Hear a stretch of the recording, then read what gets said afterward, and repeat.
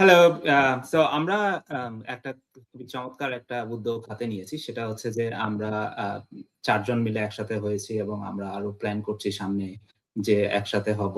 সেটা হচ্ছে যে বাংলাদেশে যে জিনিসটা আমরা লক্ষ্য করেছি, আমরা দীর্ঘদিন ধরেই প্রত্যেকেই আম আম ইন্ডিভিজুয়ালি চেষ্টা করছিলাম সায়েন্স এর মেসেজ গুলা দেওয়ার। সেটা সোশ্যাল মিডিয়ার বিভিন্ন প্ল্যাটফর্মে YouTube, Facebook, LinkedIn সব জায়গাতে।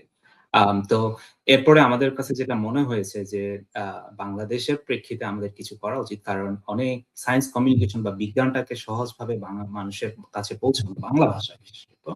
এই জায়গাটা একটা বিশাল গ্যাপ রয়ে গেছে। তো সেই গ্যাপটা হয়েছে অনেকগুলো কারণেই, অনেকগুলো ফ্যাক্টর আছে। যেমন সংবাদ মাধ্যমে আমাদের বিজ্ঞানীদের সাংবাদিক হিসেবে নিয়োগ দেওয়া হয় না বা তাদের কলাম সেভাবে প্রকাশিত হয় না। সেক্ষেত্রে পলিসির দিক থেকেও দেখা গেছে অনেকগুলো রেড টেপ এর কারণে সবকিছু আপডেটেড করা হয়নি আমাদের রোগতত্ত্ব বা আমাদের যেসব গবেষণা প্রতিষ্ঠান আছে সেখান থেকে। তো সেই গ্যাপ গুলো মিটিগেট করার জন্য আমরা ৪ জন একসাথে হয়েছি। আমরা একটা পডকাস্টের প্ল্যান করেছি অ্যান্ড আমরা চিন্তা করেছি যে আমরা এই গ্যাপ গুলো অ্যাড্রেস করার চেষ্টা করব এজ এ পলিসি অ্যাডভাইজিং হিসেবে বা বিভিন্ন like well উইশার of the country আমাদের বাংলাদেশের মানুষদের জন্য। আমাদের এখানে আছে আজকে আমি আমার পরিচয়টা দিই। আমি হাসানুর রহমান। আম আ আমি কাজ করছি পোস্ট ডক্টরাল ফেলো হিসেবে। আমার রিসার্চ হচ্ছে cancer, metabolism and obesity it's a large umbrella. আমার সাথে আছে হাসান আল বান্না ও PhD almost about to finish ও ইউএমবিসি ইউএসএ তে। আমাদের সঙ্গে আছে Sadman Sakib, very well known. ও নিউরো সায়েন্টিস্টে পিএইচডি করে এখন জার্মানিতে নিউরো সায়েন্টিস্টে পিএইচডি শেষ করে একটা বায়োটেক কোম্পানিতে কাজ করছে। আমাদের সাথে আছে হাদিসুর রহমান সোহাগ ও বিজ্ঞানী, বাংলাদেশের একটা সরকারি গবেষণা প্রতিষ্ঠানে বিজ্ঞানী হিসেবে কর্মরত আছে। ও আমাদের সঙ্গে বাংলাদেশের ইনসাইটটা শেয়ার করতে পারবে। সো ৩ টা টাইম জোনে আমরা ৩ টা পার্সপেক্টিভ নিয়ে কথা বলবো। সায়েন্স কিভাবে যাচ্ছে সেটা নিয়ে কথা বলবো। আমরা প্ল্যান করছি আমরা কিছু রিসেন্ট ব্রেক থ্রু নিয়ে কথা বলবো। খুবই এক্সাইটিং কোনো ব্রেক থ্রু বায়োলজিতে। আমরা রিসেন্ট ট্রেন্ড হেলথ ইস্যু গুলো নিয়ে কথা বলবো। আর বাংলাদেশের প্রেক্ষিতে তো অবশ্যই।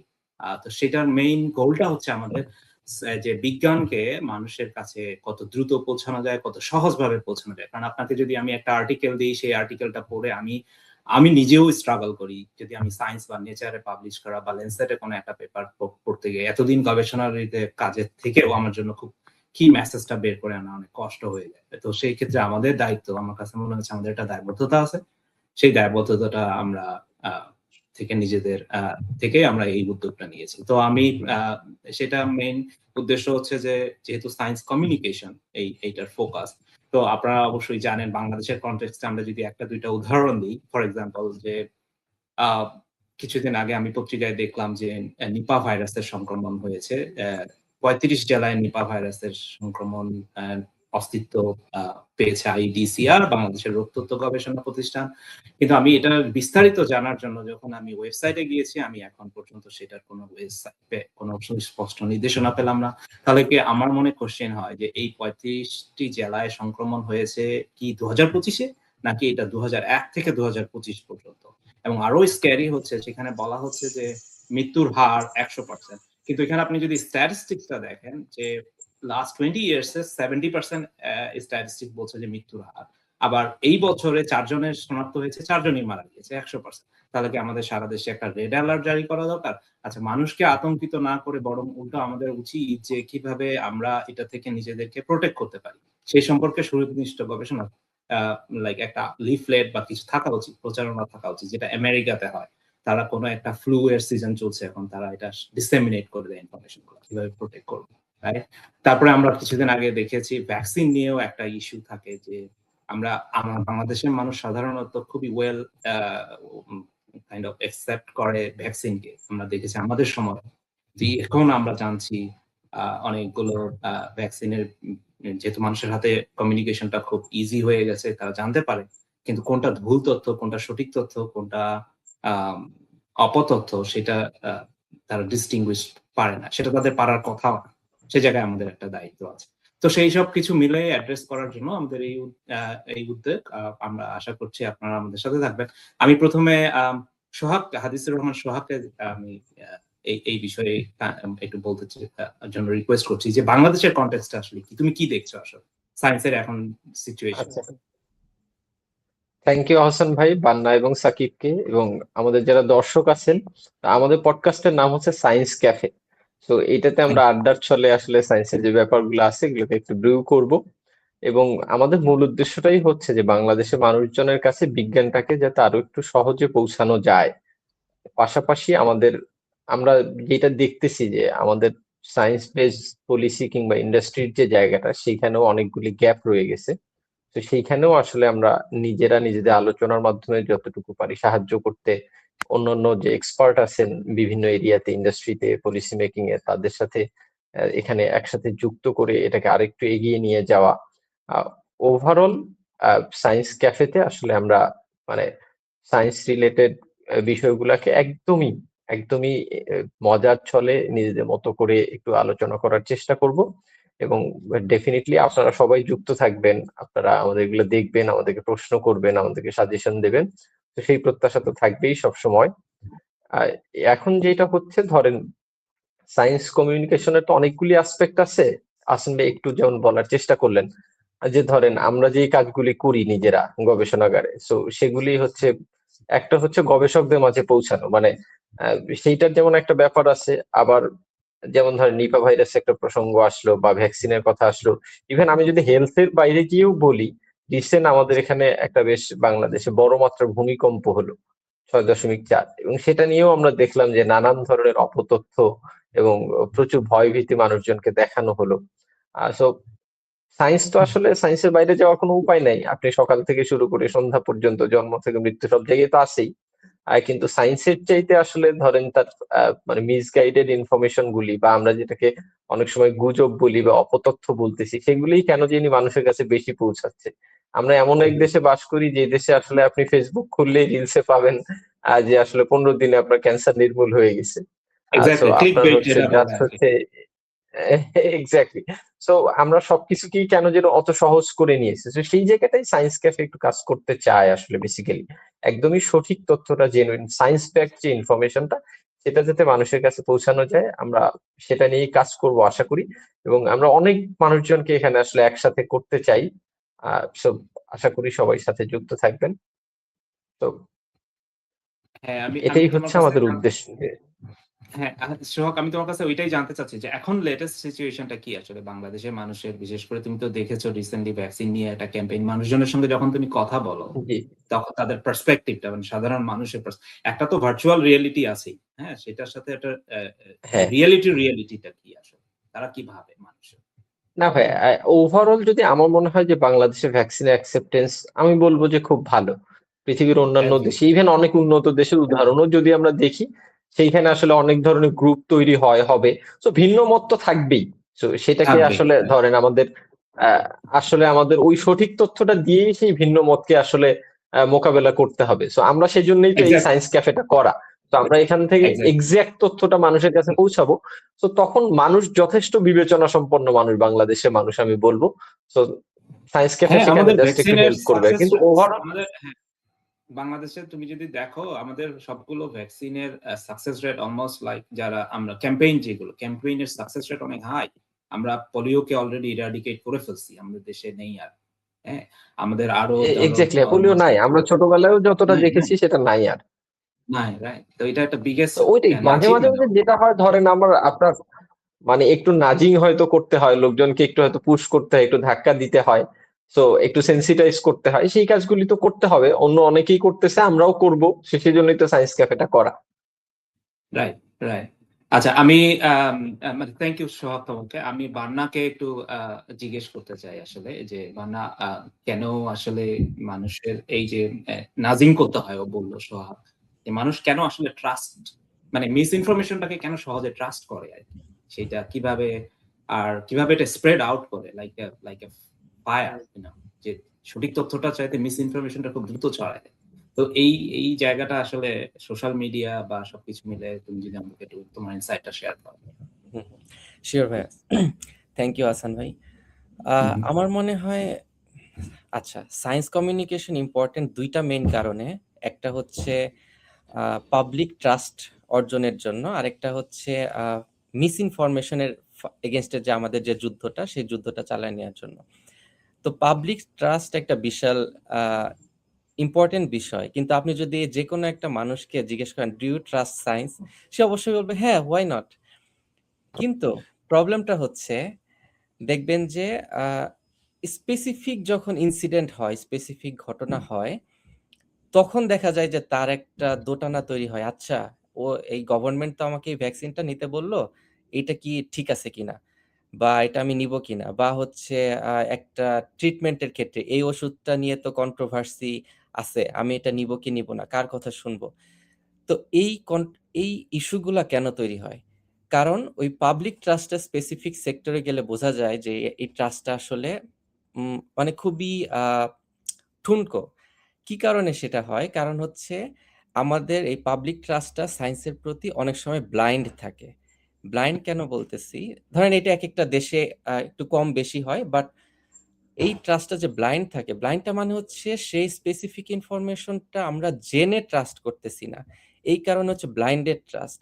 তো যখন এই ব্লাইন্ডেড ট্রাস্টটা থাকে, তখন হচ্ছে আমি ওই আ সময় মতো যখন আমার উপর একটা স্পেসিফিক ঘটনা ঘটতে যায়, তখন আমি ট্রাস্ট করতে পারি না, বা হচ্ছে আমার দোটানা তৈরি হয়। তো এইজন্য হচ্ছে আমাদেরকে আমাদের সায়েন্সের ফ্যাক্ট বেসড ইনফরমেশন গুলা, রিসার্চ এভিডেন্স বেসড ইনফরমেশন গুলা আরো বেশি ছড়িয়ে দিতে হবে। এবং এখানে সায়েন্টিস্টরা যারা আছেন তারা হচ্ছে একটা কি প্লেয়ার এই সায়েন্স কমিউনিকেশনের জন্য। তাদেরকে এই ইনফরমেশন গুলা ছড়িয়ে দেয়া। এবং এখানে ইনফরমেশনের মানে দেওয়ার সময় আমাদের মাথায় রাখতে হবে আরেকটা ফ্যাক্ট, যে শুধু ইনফরমেশন ডেসিমিনেশনই না, আরেকটা ইম্পর্টেন্ট জিনিস হচ্ছে আমাদের এই রিসার্চ বা এই সায়েন্সে আমরা যা করতেছি, এইটা why it matters to them, এইটা হচ্ছে বুঝাইতে হবে যে আমরা তো অনেক ধরেন ডিপ বা কমপ্লেক্স কাজ করতেছি, বা হচ্ছে সবাই যার যার ফিল্ডে কমপ্লেক্স কাজ করতেছি, কিন্তু এইটা ব্রডার ইম্প্যাক্টটা কি, এটা পাবলিকের জন্য কেন ম্যাটার করে, এইটা যদি আমরা সহজভাবে বলে দিতে পারি, তাহলে হচ্ছে আমরা তাদের ট্রাস্টটা অর্জন করতে পারবো। এই আমরা বলতে আমি সায়েন্টিস্টদের কথা বলতেছি। এবং আলটিমেটলি ট্রাস্টটা তৈরি হবে সায়েন্সের প্রতি।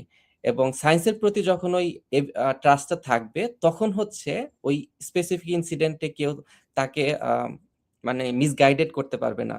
তখন তাকে হচ্ছে সে সে হোয়াট এভার হ্যাপেন্স সে বলবে না, I believe it, I trust it. So ওইখানে হচ্ছে আমাদের এইভাবে কাজ করে হচ্ছে ট্রাস্ট অর্জন করতে হবে পাবলিকের, আমার মনে হয় সেটা ইম্পর্টেন্ট। সেজন্য এক্সাক্টলি। সেজন্যই আমরা এখানে। হ্যাঁ, এক্সাক্টলি। কারণ তো ট্রাস্টটা এত বেশি ইম্পর্টেন্ট, সেখানে তো ডেফিনিটলি আমাদের একটা মানে গ্যাপ আছে বাংলাদেশে, যেটা আমি শুরুতেই বললাম যে আমরা আমাদের দায়িত্বটা পালন করছি না, অথবা আমরা ক্লিক বেইটের ইয়াতে পড়ে আমাদের নিউজ মিডিয়া বা ইলেকট্রনিক মিডিয়াতে আমরা এমন সব নিউজ শেয়ার করি যেটা মানুষকে বিভ্রান্ত করে। হ্যাঁ, তো আমার কাছে আমি একটু মানে তোমাদের সবার কাছেই প্রশ্ন, সেটা হচ্ছে যে স্পেশালি আমি এখন সাদমানের কাছে যাব। সাদমান তো খুবই পপুলার এবং বাংলাদেশে অনেকদিন ধরে কাজ করছেন সায়েন্স কমিউনিকেশনটাকে আরো ইজি করা, স্পেশালি ওর স্পেশালিটি নিউরো সায়েন্স। আমি জানি বান্না এখানে কাজ করে mRNA বায়োলজি নিয়ে, which is a hot topic right now, কারণ এই কিছু সামনের দিনগুলোতে সবাই আমরা হয়তো ক্যান্সারের ভ্যাকসিন পাবো mRNA বেসড। হ্যাঁ, আর সোহাগ তো বাংলাদেশের পার্সপেক্টিভটা আমাদের সঙ্গে শেয়ার করলো। আর শুধু মানে নট অনলি যে আমরা যে নেগেটিভ সাইড, আমরা পজিটিভ সাইডটাও কথা বলবো। তার আগে আমি সাদমানের কাছে আমার নিজের পার্সোনাল খুবই কিউরিওসিটি জানতে চাই যে নিউরোসায়েন্সের পার্সপেক্টিভ থেকে বাংলাদেশে বেসিক্যালি বাচ্চাদের যে ডেভেলপমেন্টের একটা বিগ ইস্যু এখন আছে, তো সেইখানে আমার নিজের বাচ্চাও আছে, সো কতটুকু screen time is enough for Bangladesh? Before I go into the details of science policy, তুমি আমাকে এটা বলো জাস্ট।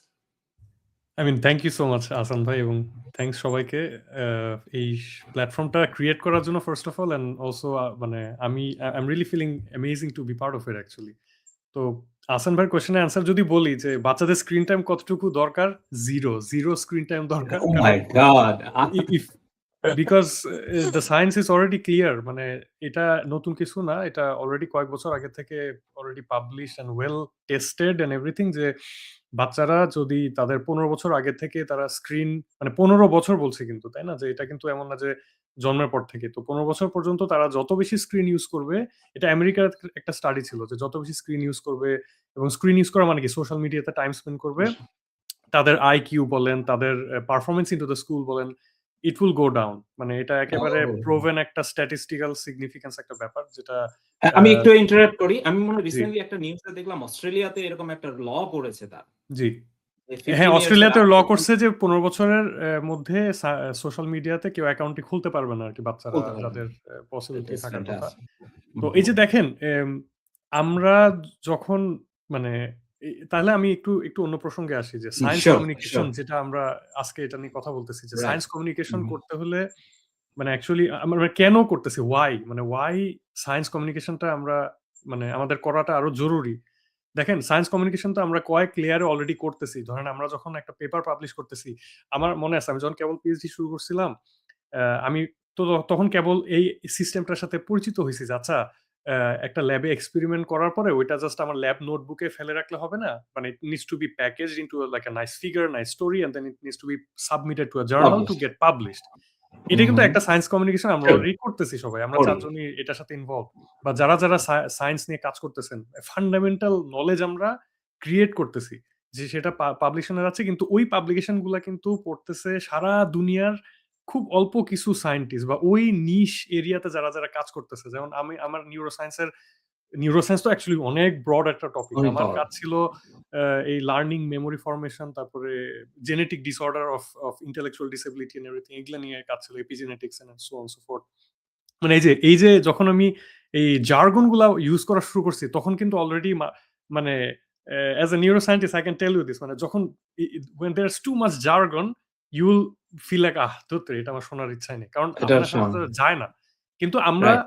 দেখেন, আমরা আমাদের as a part of the job আমরা পাবলিশ করতেছি, হ্যাঁ, to get the paper out and everything, but এই পেপারের মানে সাইটেশন বলেন বা যা বলেন, এটা কিন্তু ওই group of scientist like 50 or 100 people maximum ওইখানে সীমাবদ্ধ হ্যাঁ। থাকতেছে।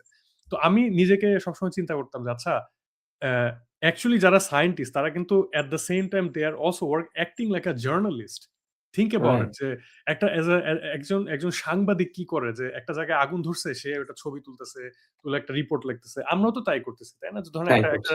একটা এক্সপেরিমেন্ট করতেছি, ওই এক্সপেরিমেন্টে কি হইতেছে, একটা সেল মারা যেতেছে অথবা কিছু একটা হইতেছে, ওইটাকে আমরা রিপোর্ট করতেছি into like not a news paper but in a journal. ঠিক আছে, আমরা অ্যাজ আ জার্নালিস্ট। সো আমার কাছে মনে হয় যে আমরা অ্যাজ আ সায়েন্টিস্ট, আমরা মানে যারা এই ফিল্ডে এই ট্র্যাকে চুজ করে আসছে, আমরা actually we are all like journalists, and we should do the science journalism or science communication মানে very responsibly, এবং এটা আমাদের রেসপন্সিবিলিটির মধ্যেই পড়ে, যে আমরা আমাদের যে রাইট। কাজ, আমাদের যা এক্সপিরিয়েন্স, যা আমরা অ্যাকচুয়ালি শিখতেছি। দেখেন, আরেকটা কথা বলে আমি আপনার কাছে হ্যান্ড ওভার করবো, যে আমরা যে টেক্সট বুক নলেজ পড়ে আসছি, তাই না, while we were growing up, SSC, ইন্টারে or something, তো সেই টেক্সট বুকের নলেজ গুলা কিন্তু কোথা থেকে আসছে?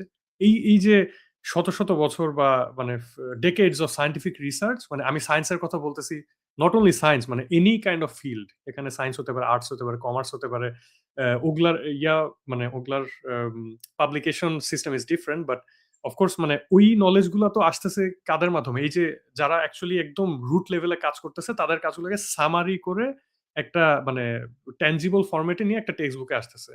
সো আমার মধ্যে মানে why am I part of this, মানে আমার কাছে এই মোটিভেশনটা খুবই ভালো লাগে, যে আচ্ছা, আমরা যেগুলা নিয়ে কাজ করতেছি, এগুলাকে তো এই ইনফরমেশন গুলা মানে খুব হার্ডকোর বায়োলজি বা হার্ডকোর নিউরো সায়েন্স অর মানে ক্যান্সার বায়োলজি বা এমআরএনএ বায়োলজি অথবা হাদিস যেগুলা নিয়ে কাজ করতেছে, সো এগুলা খুব হার্ডকোর জিনিস, মানে খুবই একদম নিশ টপিক, কিন্তু এগুলাকে যদি আমরা ট্রান্সলেট করে ডিসিমিনেট করতে পারি, না করলে তো এটা অন্ধকারে পড়ে থাকবে, কিন্তু যদি করতে পারি তাহলে কি হবে? আমি এখন আমাদের যে মেইন যে পয়েন্টটা ছিল পলিসি, যেটা আমরা বারবার বলতেছি, পলিসি, হোয়াট ইজ পলিসি? যে সায়েন্স পলিসি একটা দেশের জন্য খুবই ইম্পর্টেন্ট। মানে একটা দেশের জন্য কিভাবে ইম্পর্টেন্ট, এটা আমি জার্মানিতে দেখে শিখছি, যে জার্মানিতে ধরেন মানে এটা একটা, হ্যাঁ, one of the countries in Europe, it's not মানে বলবো না যে বিশাল বড় country like US or United states or something, কিন্তু এখানে প্রত্যেকটা লেয়ারে ওরা এটা মেক শিওর করে যাচ্ছে, ঠিক আছে, যে ধরনের সায়েন্টিফিক কাজ হোক না কেন, it needs to be outreached, it needs to be disseminated to the general public। কারণ কি, আমরা সায়েন্সের কাজগুলো করতেছি সরকারের টাকা নিয়ে, ট্যাক্সের টাকা নিয়ে। তো জনগণের কিন্তু জানার 100% রাইট আছে যে আমরা ওই ল্যাবের মধ্যে ঢুকে কি খুঁটিনাটি কাজ করতেছি। সো দেখেন, আমরা বাংলাদেশি এটা তো আমরা ধরেন হ্যাঁ বাংলাদেশের বাইরে যে কাজ করতেছি, কিন্তু সায়েন্স যে নলেজটা এটা তো ইউনিভার্সাল, তাই না? বায়োলজি ল তো এমন না যে জার্মানিতে আমার শরীরে যেই বায়োকেমিক্যাল রিয়াকশনটা ঘটতেছে বাংলাদেশের মানুষের মধ্যে রিয়াকশনটা ডিফারেন্ট, আর আমেরিকার মানুষের মধ্যে রিয়াকশনটা ডিফারেন্ট না। না, সো অবস্থায় এই না। এই ব্যাপারগুলো আমার কাছে মনে হয় যে আমরা যদি করি, ওই শুরুতে যেটা আসান ভাই আর হাসান বলতেছিল যে ওই মানুষ না জেনে ভয় পায়, তাই না? যে মানে ম্যাজিক মনে করে, তাই না? যে আচ্ছা একটা জিনিস যে যেটা কেন হইতেছে মানে সেটা জানে না, হঠাৎ করে হয়তো বা কোনো একটা রোগ হলো বা কোনো একটা টেকনোলজি, নতুন টেকনোলজি, এটা আগে কেউ দেখে নাই, ওটাকে ম্যাজিক মনে করে। তো at the end of the day সায়েন্সের যে হাইপোথিসিস বেসড টেস্টিং সিস্টেম, এটা তো মানে কোনো ম্যাজিক না, এটা it's like set of question, set of hypothesis, it needs to be tried and tested, and এটা যদি মানে হ্যাঁ পজিটিভ রেজাল্ট আসলো বা নেগেটিভ রেজাল্ট আসলো, ডাজ নট ম্যাটার, এটাই সায়েন্স কাইন্ড অফ, তাই না? যে রাইট, আমরা exactly, just trying different things. So আমাদের দিক থেকে আমরা যত আহ, এই যে কঠিন কঠিন সায়েন্টিফিক টার্মিনোলজি গুলাকে ট্রান্সলেট করে সহজ ভাষায় বলতে পারবো, আমার কাছে মনে হয় যে দিন শেষে সবাই বেনিফিটেড হবে, নট অনলি আস, যে আমরা আমাদের মাথায় হয়তো এই ডিসকাশন থেকে নতুন নতুন আইডিয়া আসতে পারে যে রিসার্চে, বাট রাইট। জেনারেল পপুলেশন ওই জিনিসটা আরো বেশি অনেক গুরুত্ব পাবে, এবং পলিসি বা এই রিলেটেড ব্যাপারেও আই গেস এটা হেল্প করতে পারে ইনশাআল্লাহ। হ্যাঁ, হ্যাঁ, ডেফিনেটলি। থ্যাংক ইউ সালমান, তোমাকে আমি অসংখ্য ধন্যবাদ। শিওর, আপনার সাথে বান্দা জাস্ট বলো। একটা জিনিস অ্যাড শিওর, করি। বলবো শিওর। হ্যাঁ, তো ইয়েস ডেফিনেটলি 100% রাইট সাদমান। তো এখানে আমরা আরেকটা জিনিস অ্যাড করা উচিত, যেটা হচ্ছে আমরা যেটা রাইট সেটা তো বলবোই, সাথে হোয়াটস রং আউট দেয়ার সেটাও আসলে আমাদের তুলে ধরা উচিত। সো সেই জন্য সায়েন্স কমিউনিকেশন ইম্পর্টেন্ট, যে অনেক সময় সোসাইটিতে depending on like different country এটা ভ্যারি করে, কিন্তু সোসাইটিতে একটা মিসকনসেপশন আছে বা হচ্ছে কিছু একটা ভুল চলতেছে, বাট আমাদের উচিত হচ্ছে একটা রেসপন্সিবিলিটি যে ফ্যাক্ট বেসড ইনফরমেশনটা দেয়া ওইটাকে এক্স্যাক্টলি, আমরা যেটা কোভিড এর সময় ট্রাই করেছিলাম যে মানুষজন কি করে 70% অ্যালকোহল দিয়ে মাউথ রিন্স করা শুরু করলো, রাইট? তারা মনে আছে তোমার সালমান? মানে আমার মনে হয় যে আমরা এটা তখন ডিবাঙ্ক করতে হয়েছিল। তো ডিবাঙ্ক করাটাও খুব জরুরি, কারণ তোমার যেমন নিপা ভাইরাসের কথাটা বললাম, তার মানে কি আপনি খেজুরের রস খাবেন না? অবশ্যই খাবেন, কিন্তু কিভাবে খাবেন? আপনি এমন ভাবে খান যেটাতে আপনার এই চান্সটা সিগনিফিকেন্টলি লো থাকে। কিভাবে ভাই? আসান ভাই বলেন না, কি করলে হ্যাঁ, নিপা ভাইরাসটাকে নিউট্রালাইজ করা যাবে? কি করলে বলেন তো? মানে তুমি ফুটে মানে ডেফিনেটলি আইডিসিআর এর Exactly. এটা একটা গাইডলাইনস আছে, তুমি ওয়ার্ম আপ করো এমন কাঁচা রস না খাওয়া। রাইট, কাঁচা রস খাওয়া যাবে। Exactly. তারপরে Exactly. গাছ থেকে একটা ফল পড়ে গেছে, সেটা যদি অর্ধ খাওয়া অবস্থা হয় এটা আপনার খাওয়া যাবে না, তাই না? তো এই Right. যে বেসিক খুব বেসিক কিছু হেলথ প্রিন্সিপাল আমরা যদি ফলো করি, তাহলে দেখা যাবে যে ডেফিনেটলি আমরা তো এই ইনফরমেশন গুলো আমরা ডিসেমিনেট করা উচিত আমাদের। আমরা যদি মানে জেনে এবং সেটাকে সুস্পষ্ট ভাবে আমরা গাইডলাইন দিয়ে আমরা যদি করতে পারি। এবার পলিসির কথা যেটা বললা, ধরো সংবাদ মাধ্যম এবং বিজ্ঞানীদের মধ্যে এক্স্যাক্টলি ভাই, আমি পলিসির জায়গাটাতে আমার মনে হয় আমি একটু অ্যাড করতে পারি। তো সাদমা, আমি যেহেতু জেনেটিক টেস্টিং নিয়ে একটু বাংলাদেশে কাজ করতেছি এবং এটা একটু ডিসিমিনেট করার জায়গাগুলো একটু ট্রাই করতেছি বিভিন্ন জনের সঙ্গে। সো এইখানে গিয়ে আমরা যেটা দেখলাম, ধরেন পলিসি কিভাবে, ধরেন আমাদের হেলথ কেয়ার প্রফেশনালদেরই আসলে জেনেটিক টেস্টিং সম্বন্ধে আমি বলবো যে নলেজ খুব অপ্রতুল আর কি বাংলাদেশে। তো এইটা যদি ওদের এডুকেশন পলিসিতে ইনক্লুড করা হয়, তাহলে দেখা গেল যে একটা ট্রিমেন্ডাস চেঞ্জ আসবে। তার কারণ আগে তো আমার জানতে হবে জিনিসটা আসলে। তো এইটা গেল পলিসির একটা ইম্প্যাক্ট। আরেকটা ইম্প্যাক্ট যদি আমি বলি, আরেকটা জেনেটিক টেস্টিং এক্সাম্পল বলি, থ্যালাসেমিয়া বাংলাদেশে খুব কমন এখন, প্রায় ধরেন যে অ্যারাউন্ড 12% ধরেন যে আপনার পিপল থ্যালাসেমিয়াতে affected. So it's a huge number, কিন্তু থ্যালাসেমিয়া নিয়ে ধরেন যে ওই লেভেলে সচেতনতা কিন্তু নাই। হ্যাঁ, অনেক প্রতিষ্ঠান কাজ করতেছে, পাশাপাশি ধরেন যে প্রিম্যারাইটাল স্ক্রিনিং ম্যান্ডেটরি করার যে ব্যাপারটা পৃথিবীর অন্য অনেক দেশ কিন্তু অলরেডি করছে। আমরা সেই পলিসি গুলো যদি অ্যাডপ্ট করি, আমি ইউএইর মতো দেশের কথা বলতে পারি আর কি। তারা নট নেসেসারিলি থ্যালাসেমিয়া, তারা ধরেন যে এরকম আরো অনেকগুলা ধরেন যে ডিজিজের জন্য প্রিম্যারাইটাল স্ক্রিনিং অথবা অনেক ক্ষেত্রে প্রি কনসেপশন স্ক্রিনিং ম্যান্ডেটরি করছে। তো এই যে জিনিসগুলা, এইগুলা যদি আমরা ধরেন যে আমাদের পলিসিতে অ্যাডপ্ট করতে পারি, তাহলে কিন্তু ধরেন যে আমার পুরো হেলথ কেয়ার ম্যানেজমেন্টে ধরেন যে সেটা একটা বড় ইম্প্যাক্ট ফেলবে। তো সায়েন্স ক্যাফের আমি বলবো যে মানে একটা অন্যতম রেসপন্সিবিলিটি হচ্ছে এটা। পাশাপাশি ধরেন ট্রাস্টের জায়গাটা একটু যদি আমি বলি, সেইটা হচ্ছে ধরেন এইচআইভির কথা যদি আমরা একটু চিন্তা করি, তো এইচআইভি কিন্তু বাংলাদেশে এখন বেশ অ্যালার্মিং আমি বলবো। ওই রিসেন্ট আমরা একটা পত্রিকা রিপোর্ট দেখলাম, এবং বিভিন্ন এনজিও বা অন্য যারা কাজ করতেছেন আসলে ডিরেক্টলি ফিল্ড লেভেলে, তো তাদের তথ্যগুলো যখন আমরা জানি তখন দেখলাম। বাট একটা সময় আজকে থেকে একটা সার্টেন টাইম আগে, ধরেন যে আমরাও যখন ইউনিভার্সিটিতে পড়ি বা তারও একটু আগে, এইচআইভি নিয়ে একটা বেশ বড় রকমের প্রচারণা ছিল। তো যার ফলে ধরেন যে তখন মানুষ অনেক সচেতন ছিল, কিন্তু মাঝখানে একটু মানে সামহাউ হয়তো একটু স্তিমিত হয়ে গেছিল। কিন্তু রোহিঙ্গা ধরেন যে ইনফ্লাক্স বলেন বা অন্য অনেকগুলা কারণে বলেন, আপনার ধরেন যে এটা আবার একটু অ্যালার্মিং হয়ে গেছে আমাদের জন্য, এবং বাংলাদেশে প্রায় সব জেলায় এখন রোগী পাওয়া যাচ্ছে, যেটা আপনি বললেন নিপার মতো। সো এবং এটা নিয়ে লোকজন খোলাসা করে কথাও বলতেছে না। সো প্রচারণা একটা ইম্পর্টেন্ট ব্যাপার এইচআইভির বেলায় যেমন যথেষ্ট। তদ্রুপ ভাবে ধরেন বাংলাদেশে হেপাটাইটিস বি এর কথা যদি আমি বলি, মানে এইটা কিন্তু এইটাও মোর দেন 10% পিপল এফেক্টেড হেপাটাইটিস বি তে। কিন্তু আমাদের ধরেন যে মিডিয়ায় বলেন অন্য কোথাও বলেন এটা নিয়ে মানে তেমন কোনো আলোচনাই নাই। রাইট, এইটা আমি ব্যক্তিগতভাবে আমি একটু প্রচারটা interact করবো। ইম্পর্টেন্ট একটা ব্যাপার ট্রাস্টের জায়গায়।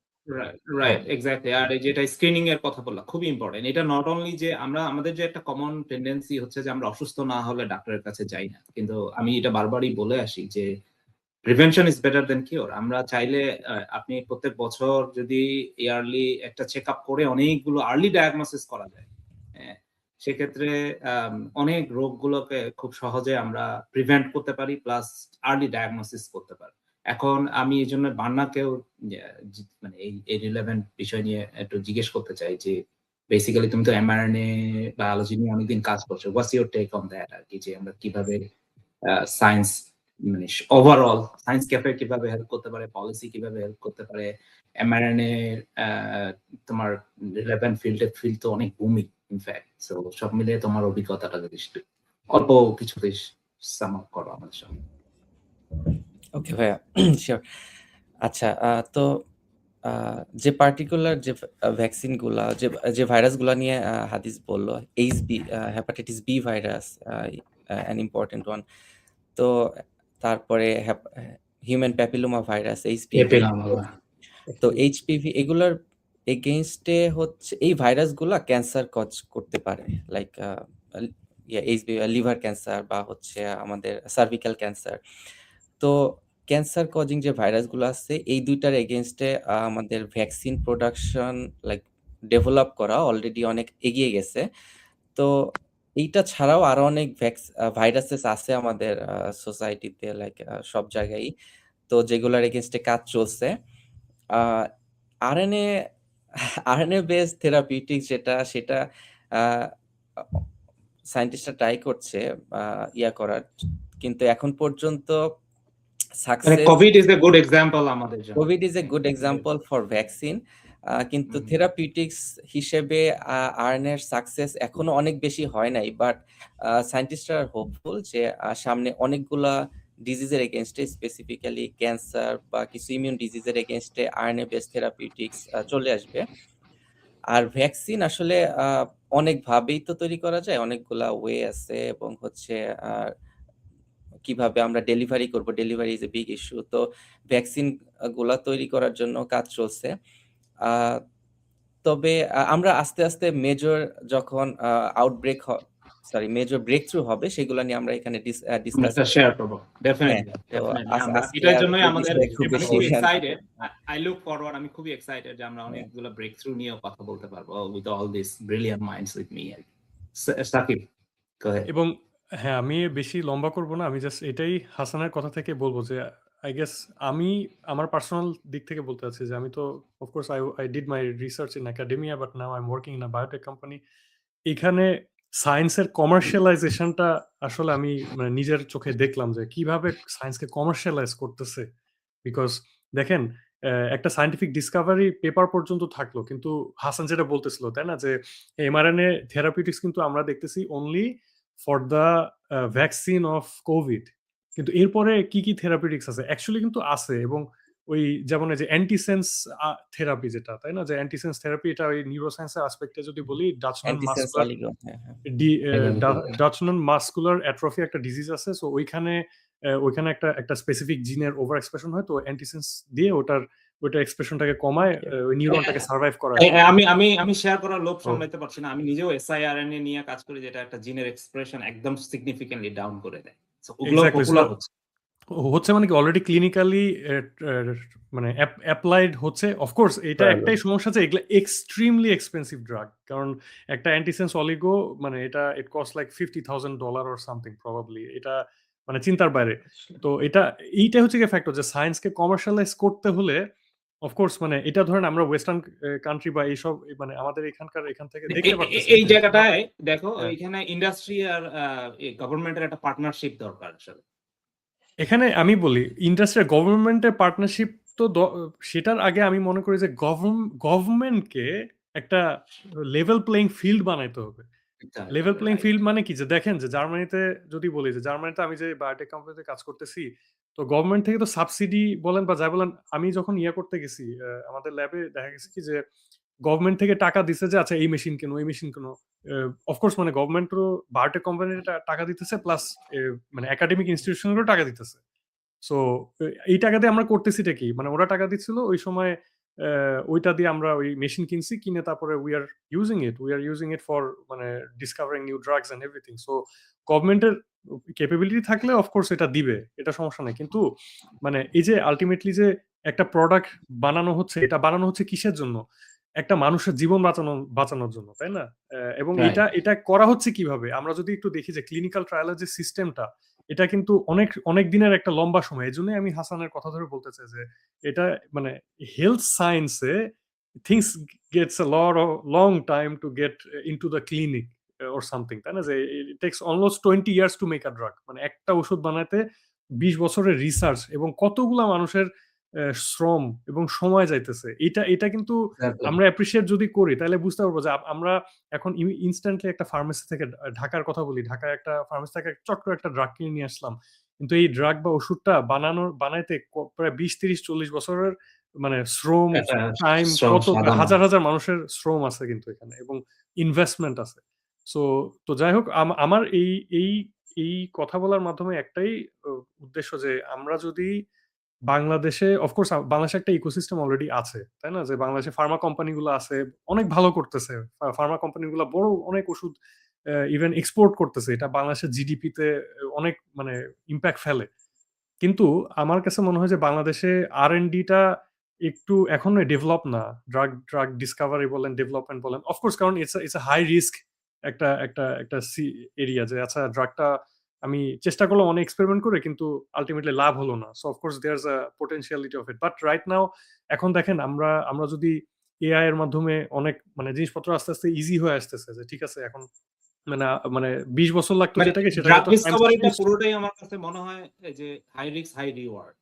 Exactly you can make millions billions, but if you don't then মানে তোমার কতগুলো টাকা জলে গেল বলা যায়। কিন্তু জলে যাওয়া ঠিক না আসলে, কিন্তু এটা it doesn't work আর কি। না, কিন্তু সেদিক থেকে আমাদের ওই পলিসিটা ঠিক করতে হবে যে আচ্ছা আমরা কোনটাতে আমাদের বাংলাদেশের নিড কোনটা। আমরা সব সময় আমরা তাকায় থাকি, আমরা একটা ওষুধের জন্য তাকায় থাকি যে আচ্ছা ওয়েস্টার্ন কান্ট্রিতে হয়তো এটা ডেভেলপ করবে, তারপর আমরা ওটা পাবো। কিন্তু আমাদের বাংলাদেশের মানুষের জেনেটিক্স তো ডিফারেন্ট, রাইট? মানে আমাদের বাংলাদেশের মানুষের জেনেটিক্স ডিফারেন্ট, আমাদের ব্যাকগ্রাউন্ড বলে, আমাদের যে এথনিসিটি সবকিছু ডিফারেন্ট। এবং ইউএ এর কথা হাদিস বলতেছিল রিসেন্টলি, ওদের মানে জিনোম সিকোয়েন্স, মানে ইউএ পপুলেশনের একটা জিনোম সিকোয়েন্স পাবলিশ করছে। অফকোর্স ইট শো কেসেস যে আচ্ছা ওদের হিস্টোরিক্যাল ব্যাপারগুলো, যে ইউএ কিভাবে ওদের ফ্যামিলি রেজ করতেছে অর সামথিং। তুমি জানো ইউকে তে বায়ো ব্যাংক আছে যেটা এখন widely used। হ্যাঁ এক্স্যাক্টলি। সো আমরা যদি মানে কেন বলতেছি আমাদের একটা বায়ো ব্যাংক না, আমাদের বায়ো ব্যাংক নাই, আমাদের এই ব্যাপারগুলো আমার কাছে মনে হয় যে R&D তে আমাদের আমরা যদি এখন থেকে না ইনভেস্ট করি, এখন থেকে যদি না করি, তো আমরা আর কত ডিপেন্ডেন্ট থাকবো অন্যদের প্রতি। সো এই ব্যাপারটা আমি আমাদের ভিউয়ার্সদের প্রতি এবং যারা দায়িত্বশীল আছেন বিভিন্ন জায়গায়, তাদেরকে রিকোয়েস্ট করবো যে এই ব্যাপার নিয়ে চিন্তা করা শুরু করা উচিত, যাতে করে আমরা ডিপেন্ডেন্ট না হই অন্যদের প্রতি। আর thank you so much. Sakib হচ্ছে সাকিব আমার মনে হয় খুব ক্রুশিয়াল একটা জায়গা ধরেন যে টাচ করছে, সেটা হচ্ছে কমার্শিয়ালাইজেশন অফ সায়েন্স। এখন তো ফার্মাসিউটিক্যাল ইন্ডাস্ট্রি খুব গ্রোয়িং একটা ইন্ডাস্ট্রি, অনেক এস্টাবলিশড একটা ইন্ডাস্ট্রি নিয়ে কথা হলো। আমি যদি বলি আমাদের দেশে আসলে আমরা করিটা কি, মানে আমি খুব সিম্পলি যদি বলি, আমার ধরেন একটা এনজাইম, মানে সেটা আপনি ধরেন এআর এনজাইম বলেন, আমার পলিমারেজ এনজাইমই বলেন, মানে ল্যাবে ইউজ করি, অথবা ধরেন আপনার ডেনিম ওয়াশিং এর জন্য যে এনজাইম, সবই তো আসলে বাইরে থেকে নিয়ে আসতেছি আমরা। অনেক ছোট ছোট জিনিস যেগুলো আসলে দেশে করা সম্ভব, তো সেগুলোতে আমরা আসলে ধরেন যে নজর দিচ্ছি না। এর অন্যতম একটা কারণ আমার মনে হয় কমিউনিকেশন গ্যাপ। তো আমার ওই বিজনেস পার্সনকে সায়েন্টিস্ট হিসেবে আমার ওই ইনফরমেশনটাও দেওয়া উচিত যে invest on science, you will get much more reward. মানে আপনি আলু পেঁয়াজের ব্যবসা ইনভেস্ট করবে, কাপড়ের ব্যবসা ইনভেস্ট করলে যা পাবেন তার এক্স্যাক্টলি, চেয়ে আসলে সায়েন্সে ইনভেস্ট করলে অনেক কিছু পাবেন। And we can assure you in many things, যেগুলোতে আসলে আপনি রিটার্ন পাবেনই। মানে সবগুলাই এমন না যে ড্রাগ ডিসকভারির মতো অনেক লম্বা সময় ধরে আপনাকে অনেক রিস্ক নিয়ে কাজ করতে হবে, ব্যাপারটা এরকম না। অনেক ছোট ছোট ছোট ছোট জায়গা আছে যেগুলোতে আসলে আপনি ইনভেস্ট করা উচিত। তো আমরা সবাই মিলে যদি কাজ করি। হ্যাঁ, আমাদের সময় কম, তারপরে আমি একটু অ্যাড করি। আমাদের রিসেন্টলি আমার একজনের সঙ্গে কথা হচ্ছিল, ও বললো যে ভাই আমরা এখন API, active pharmaceutical ingredients synthesise করা শুরু করছি বাংলাদেশে, যেটা আমাদের ডিপেন্ড করতে হতো চায়না বা ইন্ডিয়া। কিন্তু বিগেস্ট প্রবলেম চ্যালেঞ্জ হচ্ছে যে আমাদের রিসোর্স নেই, ম্যান পাওয়ার নেই। এটা তো আমি স্টার্ট করেছি, আমি বললাম that's the way to go, তোমরা স্টার্ট করো, আজ থেকে 20 বছর পরে will have all the pipelines ready, তাই না? তো সেটাই আর কি। তো হ্যাঁ, আজকের বান্না কিছু বলবা বা লাস্ট ফিউ লাইনস, সোহাগ অথবা সাকিব? আমার মনে হয় we will move forward from now and on, যে আমরা নতুন কিছু দেওয়ার চেষ্টা করব, ইনফরমেশন শেয়ার করার চেষ্টা করব, সায়েন্সের মিথস গুলোকে বাঙ্ক করার চেষ্টা করব, কিছু সঠিক তথ্য শেয়ার করার চেষ্টা করব, কোনো ব্রেক থ্রু আবিষ্কারের এই পডকাস্টের মাধ্যমে আমরা শেয়ার করার চেষ্টা করব। আজকে কিন্তু আমি কোনো কোশ্চেন করি নাই, সরি টু ইন্টারাপ্ট, আজকে কিন্তু আমি আপনাকে ধরি নাই, বাট নেক্সট টাইম মানে we will ask a lot of questions. Same here, get prepare for that, likewise. তো আর তারপরে যেটা আমরা করতে চাই অ্যাজ এ হোল, আমরা এখানে ইনভাইট করব বিভিন্ন অতিথিকে। আমি জানি বাংলাদেশে কিছুদিন আগে নিপা ভাইরাসের ভ্যাকসিনের ট্রায়াল চললো বাংলাদেশের প্রখ্যাত এবং world known research centre ICDDRB তে এটার কোলাবোরেশনে কাজ করছেন। আমরা চেষ্টা করবো তাদের গেস্টকে নিয়ে আসার, সেখান থেকে রিলেভেন্ট গেস্টদেরকে ইনভাইট করার। তো আমাদের we have a big plan on that. তো দেখা যাক, তো আমরা যদি আপনাদের কাছ থেকে খুব ভালো রেসপন্স পাই, ভিউয়ার্সদের কাছ থেকে, তো সবার কাছ থেকেই সাপোর্ট পেলে আমরা এটা কন্টিনিউ করবো আশা করি। So thank you all, thank you everyone for watching and for bearing with us.